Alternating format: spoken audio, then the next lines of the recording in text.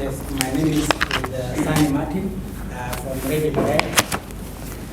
I would like to find out from you.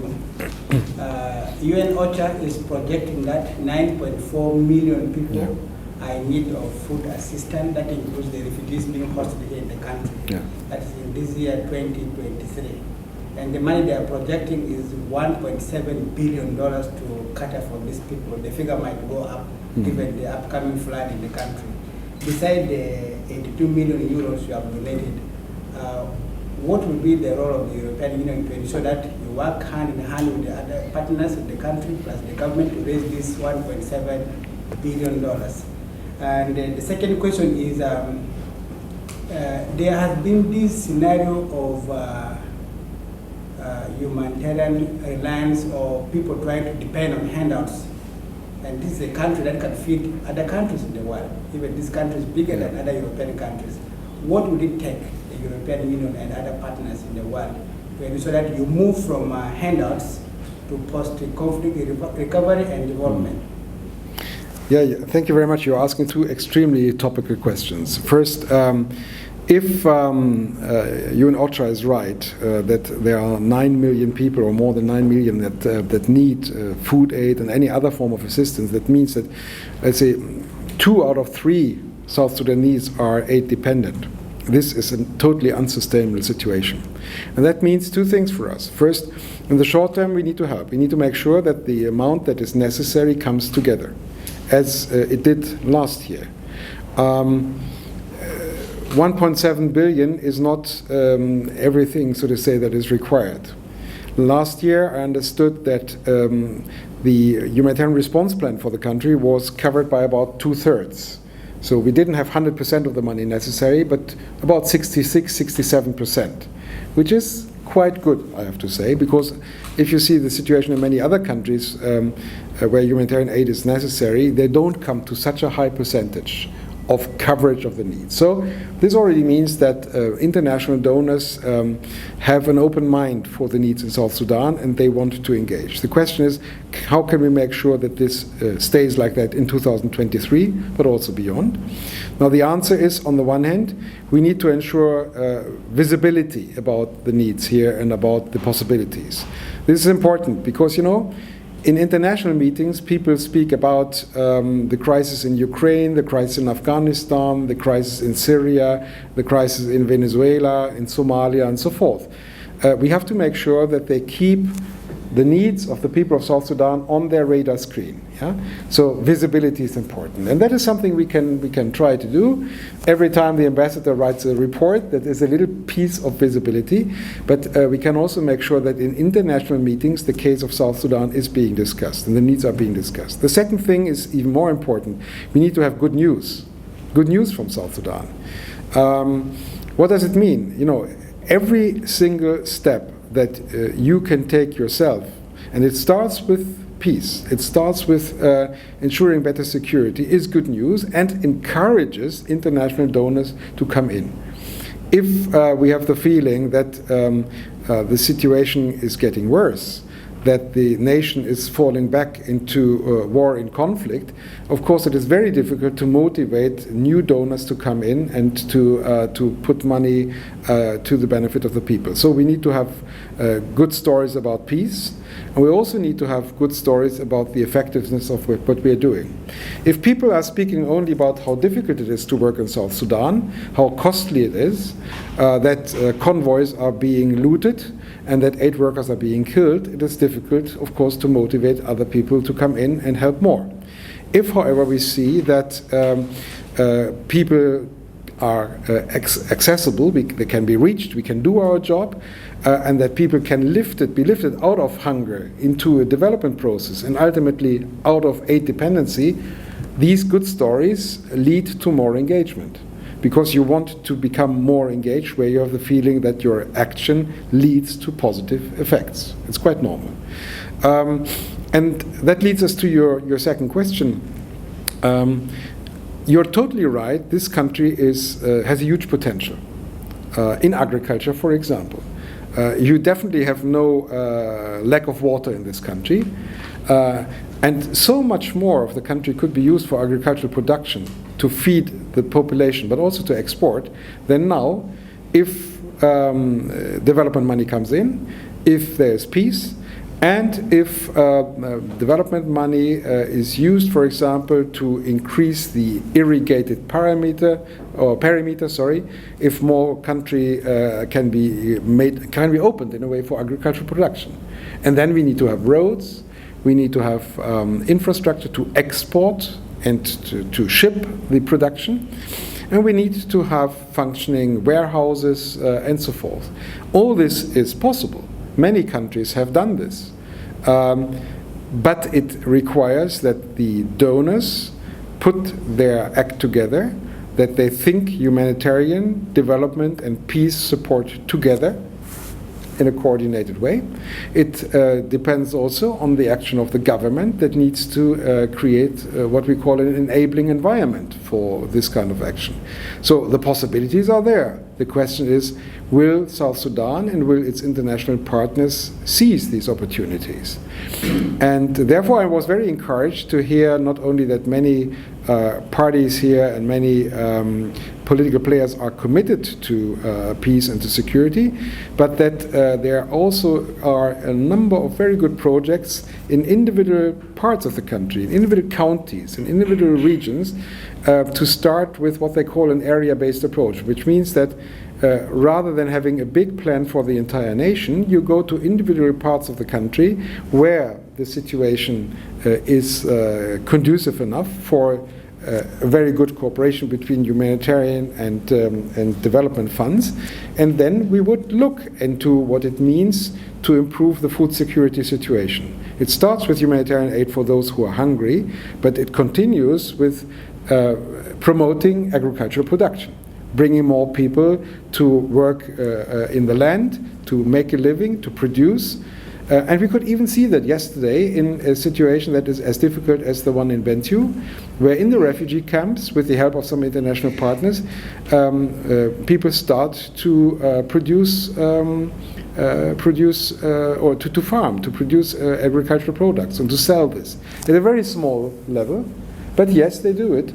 And if we do that more systematically in all parts of the country where this is possible, I'm sure this will lead big parts of the country out of this terrible aid dependency, which is not only bad, but it's also something which is not dignified. If you want to live a dignified existence, you want to earn your own money.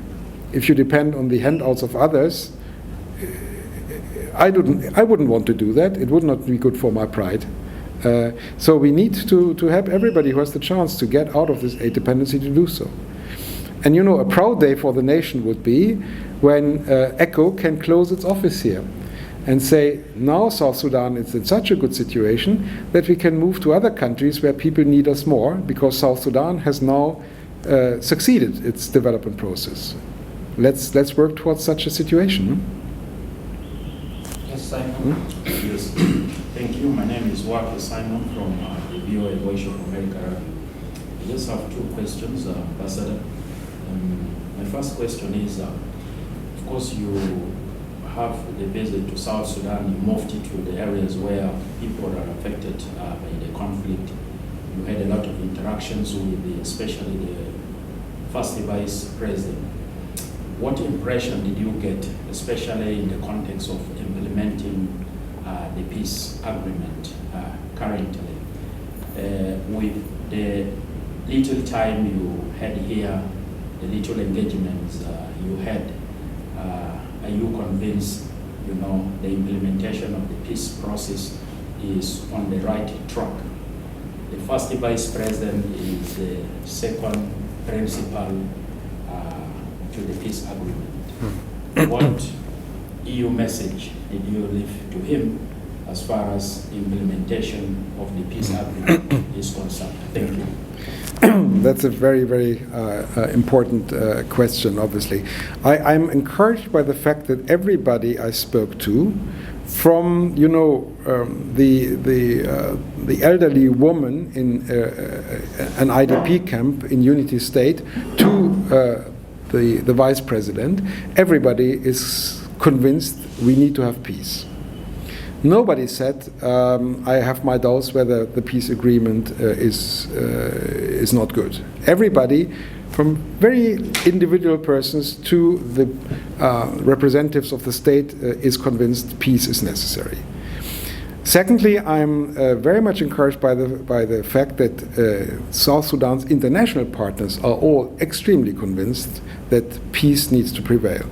I'm not only speaking about Europe or the United States, I'm speaking in particular about the regional neighbors, from Kenya to Uganda to Sudan to Ethiopia, and of course the African Union, which is an important partner for us as well. So everybody is convinced that peace needs to prevail, and if there are misgivings, if there are problems, if there are violations of the peace process, there are mechanisms to address that. There are mechanisms to arbitrate, to find a new agreement. The right way to come over those misgivings is not to go back to the arms, to war. The right way is to listen to international mediation and implement the clauses of the peace agreement that foresee arbitration mechanisms. That is very positive. Now, the temptation is always big to violate such an agreement and to think that if you go back to violence, then you might be able to strike a better deal in the future. And I think it is very important that the international partners of South Sudan say, no, we don't accept this. You have a big chance with the peace agreement. This chance needs to be seized. If you want to use this chance, we stand by you, we help you financially, politically, even through providing security, as UNMISS is doing. If you don't want to do that, we cannot guarantee you that we would continue to stand by you. And that's an important message to the political parties. I have the feeling that everybody is aware of that, but I think further steps could be taken to create an atmosphere of reconciliation and of a fair mechanism to overcome the misgivings and the problems that there are in the process. I think South Sudan has too many problems to go back to war. If that was to happen, it would be, let's say, a gross violation of the interests of the average citizen. And therefore, I can only tell you that on the European side, but also with all our international partners, we will try to pull all our weight behind every initiative that makes peace prevail, and therefore ensure a better security and better future for the people.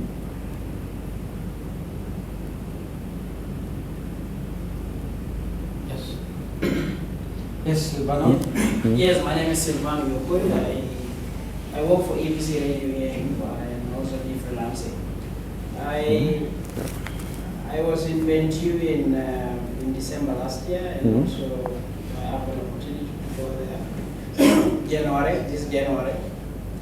And then I had interactions. I saw the flooding situation. I talked to people who are affected, and they have expressed that they don't have hope anymore.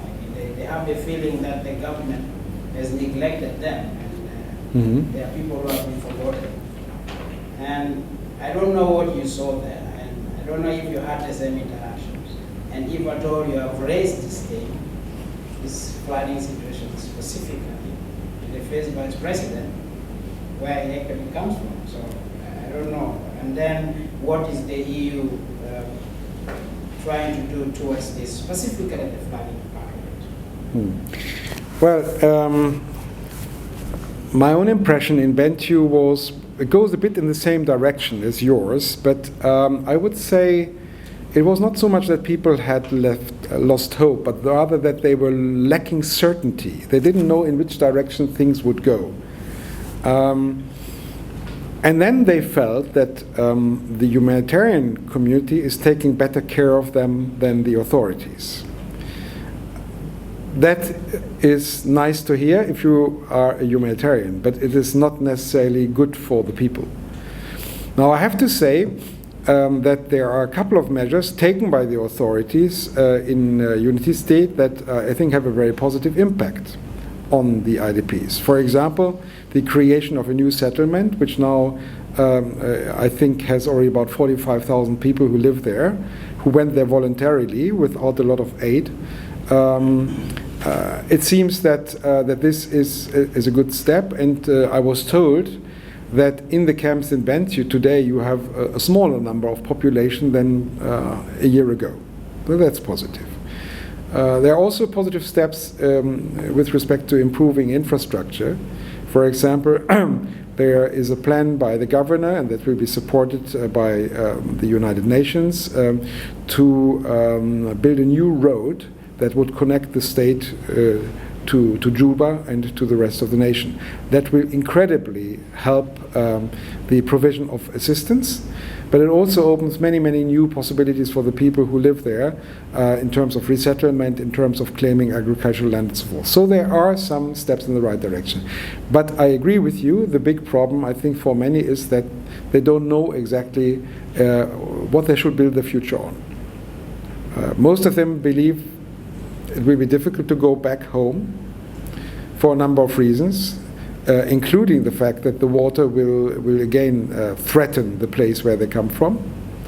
And they don't know, so to say, what the government policy is about resettling, about staying where they are, and so forth. So we need to have more clarity in that regard. So we need to have let's say, a consequent dialogue between the state authority, between the national government, and between donors and international partners like the World Bank on what really is the policy in Unity State, but the same thing applies to other states and other counties, obviously, and other autonomous administrative areas. And then we can, I think, use our resources in a better way. I didn't hear anything different from the Vice President. I think he is convinced of the same questions and answers. The question is whether he feels that there's already an environment, a political environment, and an atmosphere between the main responsibles of the nation in order to really bring about such a positive development. Therefore, I insist it's so important that the political forces in South Sudan listen to their international partners, including the nations that stand behind the peace agreement and that want to help with its implementation.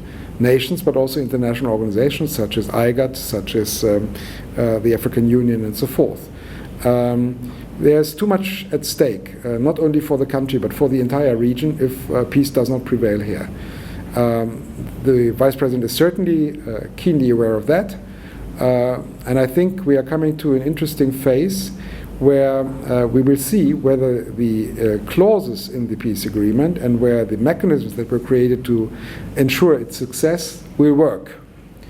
If they don't work, it would be very, very bad news for South Sudan, but also for the entire region and the entire international system. So we have every reason to, let's say, mobilize the necessary political goodwill and energy to make it work.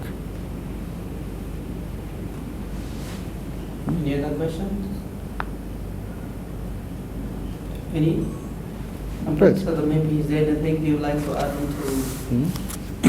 Well, thank you. Thank you. On the question on the more political agenda, we, of course, also underlined our concern about the delays on the implementation of the peace agreement.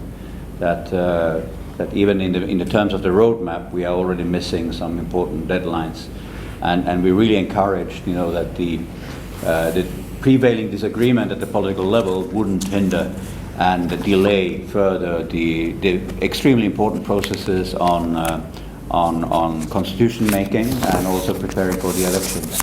It's been reassuring to hear from His Excellency the President that indeed the seriousness about the timelines of the transition and that there would not be further extensions, but this indeed requires renewed and redoubled efforts to bring forward, or to go forward with these essential processes of constitution making and preparing for the elections. and the other chapters of the peace agreement. So this was a message that indeed the Deputy Director General and myself addressed to the government interlocutors in our discussions, the seriousness of taking the clauses of the peace agreement forward and respect the timelines. Just one clarification. Besides this 82 million euro donated or allocated for South Sudan by EU, Ambassador, do you have an idea how much EU has so far contributed to South Sudan since the conflict started in 2013? Well, since, unless Deputy Director General, you have, but my understanding, the rough estimate of our overall support since independence is around $1 billion. Yeah, of which about 1/3 is humanitarian aid. Yes. $1 billion.